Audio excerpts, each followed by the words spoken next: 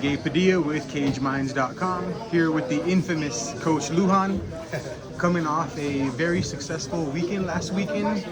Can you kind of just fill us in on how it went down and how everything was for you guys last weekend? I know it was very good. It was a really great weekend for the gym. Of course, it's always preparing the fighters. It takes a lot of hard work. What people don't understand is what goes behind the scenes. The hard work of just this morning, we're up at 5 in the morning. We're up at the mountains up in my house running the 5 miles. They're coming here to do their workout, to be in this bare knuckle. Just a lot these guys go through, trying to work and stuff. And for the JacksonWink team last week was just amazing. Bart Lujan just doing a tremendous job. I've learned so much being under that man. Him and Greg, and the guys really did a lot of effective stuff, working everything that they were learning from all their different coaches.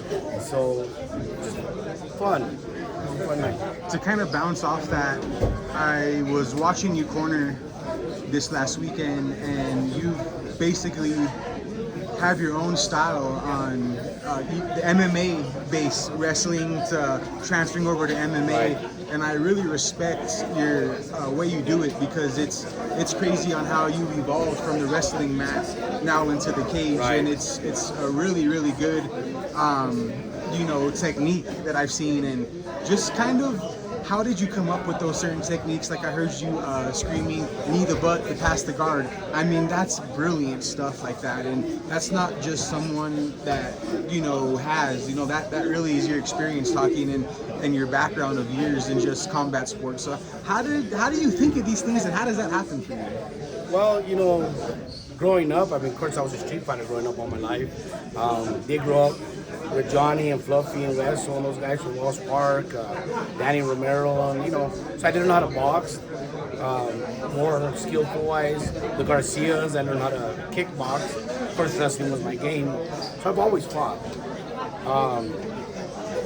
Fast forward after high school, college, and USA team and stuff, Diego picks me up, and I looked at this, I'm like, I've done this before, But being around Bart Lujan, these guys, little by little, as I'm the last 15 years watching and training and studying, and I start seeing little things that are street moves.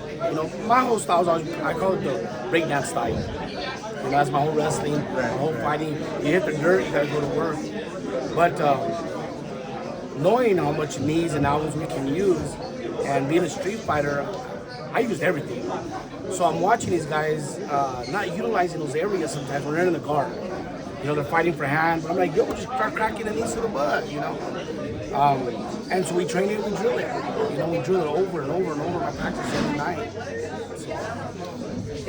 What we're here for today, do you think you have anything to offer in the bare knuckle realm? I know they clinch up a lot of dirty boxing. I mean, I know that's what you do, bro. Yeah. So, just what's your whole take on bare knuckle? I see Cody at the Prospect Series now too. Right. I don't know what's going on with that. Just what do you guys have planned in bare knuckle? Well, it's very interesting. Cody's a street fighter as well, a heck of a fighter.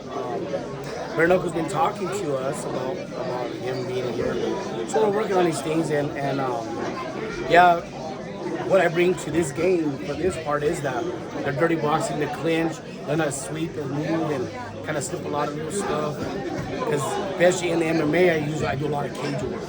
Because from the wrestling to the cage, bouncing the guys off. So Misha's like, Bart, I need you there, because you're one of the best dirty boxers we have in our gym here, coaching. So plus what I have learned with Mike and everyone else.